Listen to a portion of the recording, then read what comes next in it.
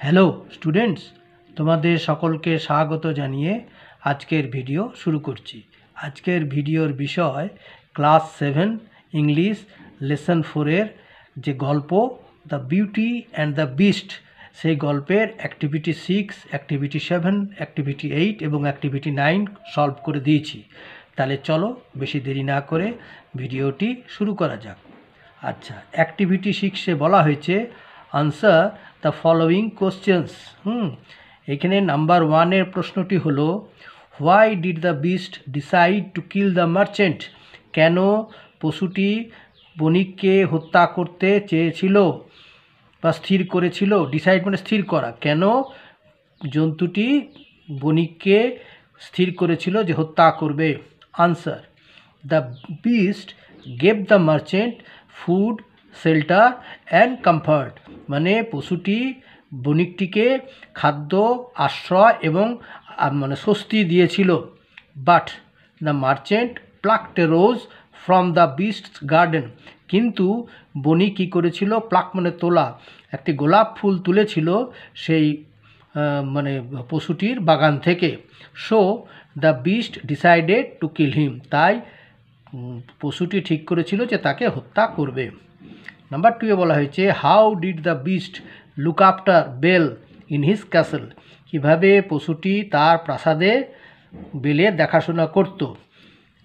Answer হলো the beast looked after Belle well by providing her lavish clothing and food and carried on lengthy conversation with her. পশুটি তাকে খুব ভালোভাবেই দেখাশোনা করতেছিল। কিভাবে না, বাই প্রোভাইডিং, তাকে যোগান দিয়ে, ল্যাভিশ ক্লথিং বলতে মূল্যবান পোশাক পরিচ্ছদ, ফুড মানে খাদ্য, এবং carried on lengthy conversation with her বলতে তার সাথে দীর্ঘ বার্তালাপ করে। আচ্ছা, নাম্বার 3-তে why did Belle fail to find the prince of her dreams in the each night the beast asked Belle to marry him but Belle refused. প্রত্যেক রাত্রে পশুটি বেলকে তাকে বিয়ে করার জন্যে বলতো, কিন্তু বাট বেল রিফিউজড, কিন্তু বেল প্রত্যাখ্যান করত বা তাকে অস্বীকার করত। After each refusal Belle dreamed of a handsome prince who asked her the reason. প্রত্যেকটি প্রত্যাখ্যানের পরে বেল তার স্বপ্নে এক সুদর্শন পুরুষ রাজপুত্রের দেখা পেত, যে কিনা তাকে তার কারণ জিজ্ঞেস করত। She failed to find the prince as the beast himself was the prince. সে তার যে সেই যে স্বপ্নে দেখা যে রাজপুত্র, সুদর্শন রাজপুত্রকে দেখা পেত না, কারণ পশুটি নিজেই ছিল সেই সুদর্শন রাজপুত্র। নাম্বার 4-এ what were the two things Belle carried to her father's house? কোন দুটো জিনিস বেল তার বাবার বাড়িতে নিয়ে গিয়েছিল, বহন করে নিয়ে গিয়েছিল? অ্যান্ড দ্বিতীয় নম্বরটা হলো why did she take them? কেন সে সেগুলি নিয়ে গিয়েছিল? আনসার হলো the two things Belle carried to her father's house were an enchanted mirror and a ring. যে দুটো জিনিস বেল তার বাবার বাড়িতে নিয়ে গিয়েছিল সেগুলি হলো একটি জাদু সম্পন্ন একটা আয়না এবং একটি আংটি। দ্য মিরর উড, কেন সে নিয়ে গেছিলো, why did she take them? তার উত্তর হলো the mirror would allow her to see what was going back at the beast's house. মানে আয়নাটি নিয়ে গেছিল এটা দেখার জন্য, বা যেটির সাহায্যে সে দেখতে পেত যে প্রাসাদে, ওই পশুর প্রাসাদে কি ঘটছে এখন। এবং অ্যান্ড দ্য রিং, এবং যে আংটি নিয়ে গেছিলো, when turn 3 times around her figure, যখন সেটিকে তার আঙুলের চারিপাশে 3বার ঘোরানো হতো, would allow her return to the castle. The ring would allow her to return to the castle in an instant. তার ফলে কি হতো, তখন সে জাদু শক্তি সম্পন্ন আংটিটি তাকে তৎক্ষণাৎ, ইন অ্যান ইনস্ট্যান্ট বলতে তৎক্ষণাৎ, তাকে ওই পশুর প্রাসাদে ফিরে আসতে সাহায্য করত। 5 নম্বরে হলো how did A handsome Prince become an ugly beast? কীভাবে একজন সুদর্শন রাজপুত্র পরিণত হলো একটি কুৎসিত পশুতে? আনসার হলো এ লং টাইম এগো, অনেক দিন আগে, a fairy turn the handsome prince into a hideous beast. একজন পরী তাকে একটা মানে এই সুন্দর রাজপুত্রকে পরিণত করেছিল একটা বিভৎস পশুতে after he refused to let her in from the rain, যখন সে মানে সেই সুদর্শন রাজপুত্রটি পরীকে বৃষ্টির হাত থেকে বাঁচার জন্যে তার ঘরে প্রবেশ করতে দেয়নি বা অ্যালাউ করেনি বা প্রত্যাখ্যান করেছিল। আচ্ছা, অ্যাক্টিভিটি 7 হচ্ছে rearrange the sentences in the correct order by writing the numbers in the brackets.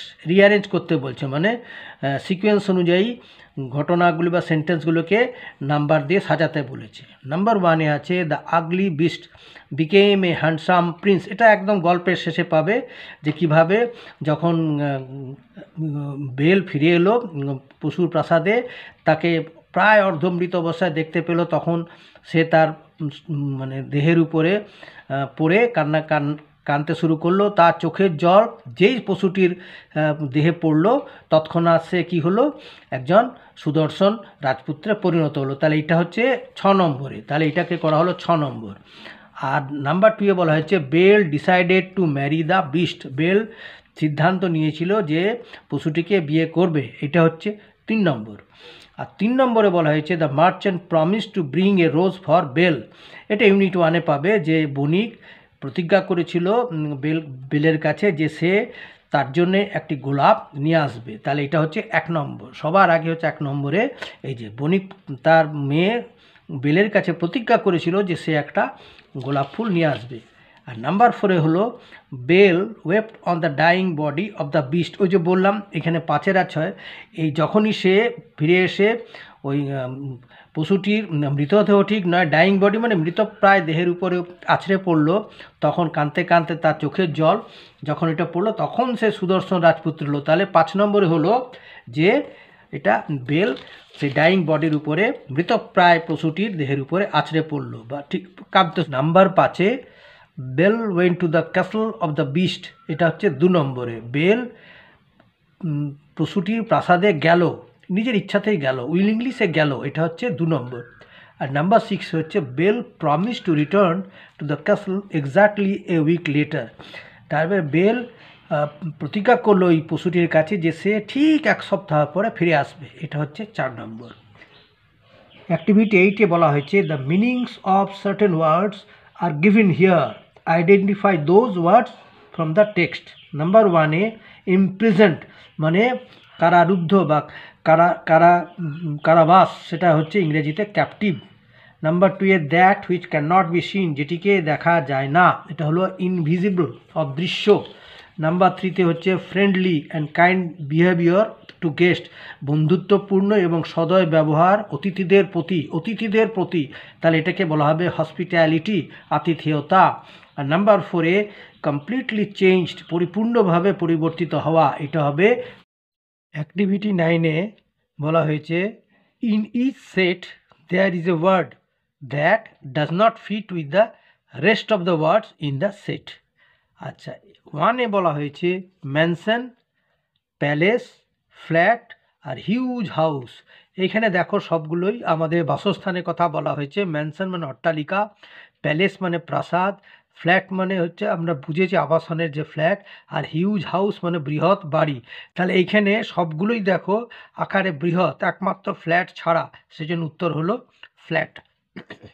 Number 2-এ বলা হয়েছে ড্রিজল, স্টর্ম, টেম্পেস্ট আর সাইক্লোন। এইখানে দেখো স্টর্ম মানে ঝড়, টেম্পেস্ট মানে সামুদ্রিক ঝড়, সাইক্লোন মানে ঘূর্ণিঝড়, একমাত্র ডিজেলটাই হচ্ছে ঝিরঝিরে বৃষ্টি বা গুড়ি গুড়ি বৃষ্টি, তার উত্তর হলো ড্রিজল। নাম্বার 3-তে বলা হয়েছে ফ্রেন্ড বন্ধু, ফো মানে শত্রু, অ্যালি মানে হচ্ছে বন্ধু, কম্প্যাট্রিয়ান মানে সহযোগী। তাহলে এখানে ওয়ার্ডটি হলো খাপছাড়া ওয়ার্ডটি হলো ফো। আর নাম্বার 4-এ বলা হয়েছে রিফিউজ প্রত্যাখ্যান করা, অ্যাকসেপ্ট মানে গ্রহণ করা, ডিক্লাইন মানে হচ্ছে অস্বীকার মানে অসম্মত হওয়া, আর ডিনাই মানে হচ্ছে অস্বীকার করা। তাহলে এখানে ওয়ার্ডটি হলো অ্যাকসেপ্ট, ঠিক আছে। আচ্ছা।